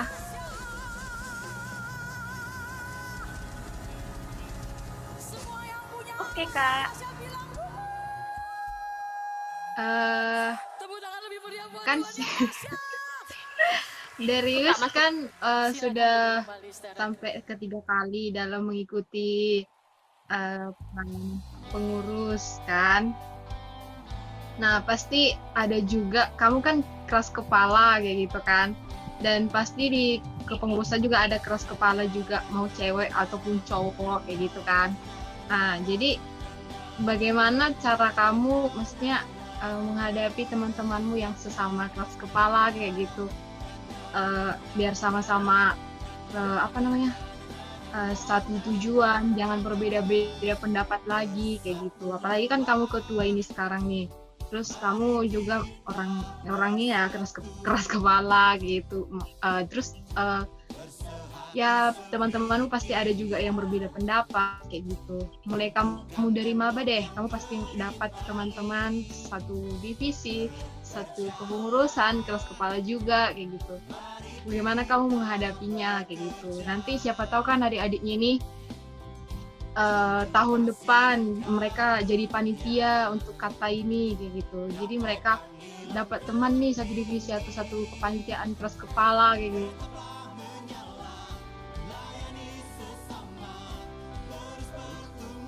Sudah.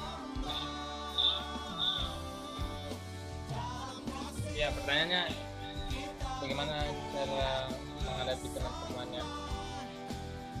Ya dulu waktu tahun pertama teman-teman, Darius itu terkenal dengan orang yang to the point ya, belak-belakan.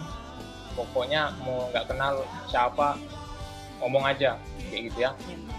Ya kalau saya itu paling kalau sudah hati saya disinggung itu, apalagi kalau dalam rapat tuh langsung saya gas juga. Nah itu kalau di tahun pertama, apalagi dulu divisi minat bakat sama Kak Melisa ya, Kak Melisa. Itu batu juga. Ini yang nanya nih batu juga ini. Ini kayaknya ya saya waktu itu di divisi minat bakat waktu pertama kali ya sering sih beda pendapat kayak gitu. Artinya teman-teman beda pendapat itu nggak bisa kita hindari kayak gitu. Kayak gini, misalnya teman-teman nggak suka nih diomongin orang lain atau teman-teman kalian nih keras kepala kayak gitu. Peluang terbesarnya kan teman-teman nggak mungkin kita bilang itu mulutmu jaga-jaga atau kamu jangan gitu dong. Kan peluang besarnya yang bisa kita lakukan kita yang bagaimana cara kita bisa menerima omongan itu. Nah itu yang saya pelajari teman-teman. Artinya ketika teman-teman juga mendapati teman-teman yang seperti itu, teman-teman harus berpikir kayak gitu. Yang mana sih peluangnya paling bisa saya lakukan? Saya belajar teman-teman menerima semua omongan-omongan orang di luar sana ya, yang ngomongin tentang saya, ya oke keras kepala dan lain-lain, saya terima kayak gitu. Karena nggak mungkin lah saya bisa atur mulut mereka kayak gitu. Nah jadi sampai sekarang ya ketika jadi seorang pemimpin harus sabar ya gitu. Kalau nggak bisa sabar jangan coba-coba deh ya jadi seorang pemimpin. Jadi solusinya teman-teman harus sabar kayak gitu ketika menghadapi teman-teman, karena kalau teman-teman menghadapi orang-orang yang seperti itu, teman-teman yang berpeluang juga merubah mereka. Nggak mungkin orang yang nggak pernah berinteraksi sama mereka yang bisa merubah mereka. Pasti kalian lah kayak gitu ya yang langsung berhubungan dengan mereka kayak gitu. Jadi saya bisa sampai saat ini teman-teman karena saya ditegur, pokoknya ditegur, kamu dari jangan ngomong kayak gitu, kamu dari jangan ngomong kayak gitu. Bahkan abang-abang kakak-kakak itu negurnya PC lah apalah, pokoknya saya sudah lalui teman-teman. Tapi semakin kesini saya belajar, oh ternyata nggak boleh kayak gitu, ternyata dikurangin kayak gitu. Lihat juga orangnya seperti apa. Sekarang jadi ketua sih beda pendapat sih pernah, tapi ya kalau misalnya pendapatnya mempunyai alasan yang kuat kayak gitu ya, pasti dilakukan kayak gitu. Pasti saya akan setuju juga jika alasannya kuat kayak gitu. Nah itu sih artinya teman-teman harus melampangkan besar-besar kepada teman-teman ketika mempunyai teman yang seperti saya ya, seperti dari lainnya di luar sana. Ya, teman-teman peluang terbesarnya pasti teman-teman bagaimana teman-teman yang belajar kayak gitu, bukan kita ngajari dia kayak gitu ya. Artinya kita dulu yang belajar seperti itu. Ya, teman-teman harus sabar dulu, baru mereka bisa sabar. Ya, itu teman-teman. Ada lagi kah? Ya, terima kasih Kak Melisa ya. Baik pertanyaannya. Kenapa nggak dari 2 tahun yang lalu ditanya Kak?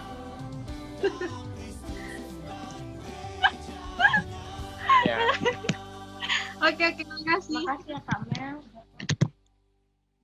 Oke, ceritanya jawabnya ditutup ya teman-teman. Oke, jadi kepada Darius untuk menutup sesi talk show kita, bisa memberikan closing statement ya untuk teman-teman semua.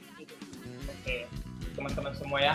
Jadi untuk kakak-kakak dan abang-abang, teman-teman satu angkatan ya, adik-adik ya, kita semua punya satu tujuan yang sama ya, itu masuk surga ya, tentunya. Pasti sama-sama ya, semua yang masuk surga. Artinya teman-teman saat ini kita berada di dunia kampus gitu ya. Apa yang ada di dunia kampus jangan pernah teman-teman sia-siakan ya. Apa yang ada yang baik, yang benar teman-teman kerjakan, karena waktu teman-teman nggak bisa diulang seperti itu. Jadi saya juga bersyukur kayak gitu kan, sampai saat ini saya bisa melewatin. Artinya dulu mungkin kalau saya nggak ikut PMK mungkin saya nggak bisa duduk di sini kayak gitu ya, saya nggak bisa sharing ke teman-teman semua. Artinya kalau ada kesempatan teman-teman ambil, karena semua teman-teman segala keputusan yang teman-teman ambil pasti ada tantangannya kayak gitu ya. Kalau ada tantangannya kan nggak mungkin lah kita nggak ambil, misalnya kayak perkuliahan, karena kuliah sulit nggak mungkin lah nggak usah lah aku kuliah kayak gitu, nggak seperti itu. Karena kalau teman-teman masih tetap dalam pendirian teman-teman yang sempit kayak gitu ya, teman-teman bakalan jatuh. Seperti kalau teman-teman tahu ceritanya HP Nokia teman-teman, itu karena pemikiran HP Nokia sempit kayak gitu ya, dia nggak mau berkembang, akhirnya sekarang jatuh kayak gitu. Sekarang Android sama iOS yang naik daun kayak gitu. Nah, jadi teman-teman ketika itu benar dan baik, itu kerjakan teman-teman. Karena itu tadi, ketika kita sudah menerima ya, kemarin adik-adik sudah menerima keselamatan, artinya teman-teman berbuat baik karena teman itu ucapan syukur seperti itu. Nah, jadi saya mengucapkan buat kakak-kakak dan abang-abang dan teman-teman ya, cepat lulus kayak gitu ya, dikejar perkuliahannya, terus pelayanannya juga tetap dijaga seperti itu. Kemudian buat adik-adik, selamat menempuh perkuliahannya, era baru di hidup kalian. Bakalan sulit ketika teman-teman tidak cepat kayak gitu ya, harus cepat beradaptasi. Ya, selamat datang di kampus kita, kampus kita tercinta. Untuk adik-adik mungkin kalau ada keperluan atau ada problem bisa ditanyakan ke abang-abangnya. Misalnya kalau problem itu masalah jurusan, tanya di sini misalnya fisika ada Bang Mario, pasti dibantu kayak gitu ya, kakak-kakak yang lain. Nah itu aja sih buat adik-adik, semangat ya, selalu pasti semangat ya, tetap on fire ke depannya ya. Kalau corona sudah selesai, sekarang kita bisa bertemu ya di tahun depan, ya, kita mungkin bisa tatap muka seperti itu ya, karena biasanya kamera menipu teman-teman. Ya, itu aja sih dari saya. Terima kasih. Jadi sekian sesi talk show kali ini. Saya ucapkan juga terima kasih pada Bang Darius ya. Oke teman-teman, inilah sesi talk show kita kali ini. Saya serahkan acara selanjutnya ke PL.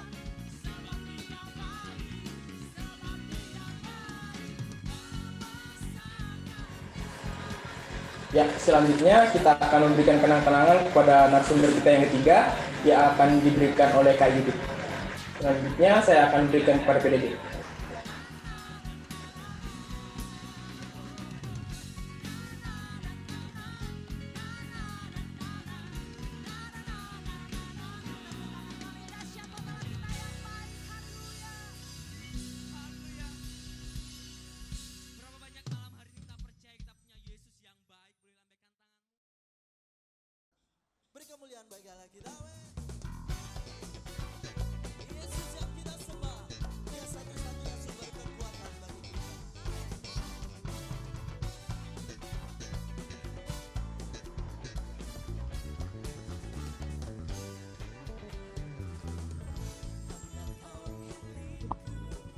Oke, kita masuk ke dalam pemberian plakat ya teman-teman. Silakan dari Yudit memberikan plakat kepada Darius. Teman-teman PDD bisa mendokumentasi ya. Ya teman-teman yang di sini boleh foto kan ya? Ada yang mau minta foto?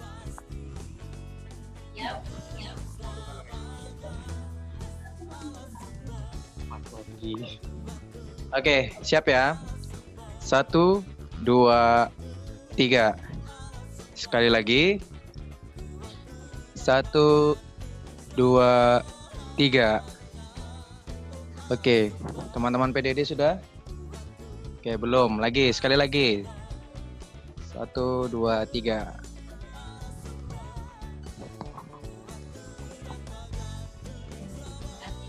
Oke.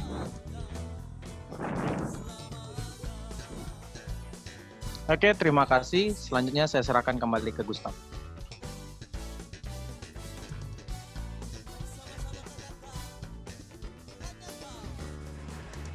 Ya, terima kasih. Selanjutnya kita akan mengadakan dokumentasi berupa foto bersama. Jadi saya minta kepada teman-teman semua untuk menyalakan kameranya. Ya, selanjutnya saya serahkan pada PDD lagi.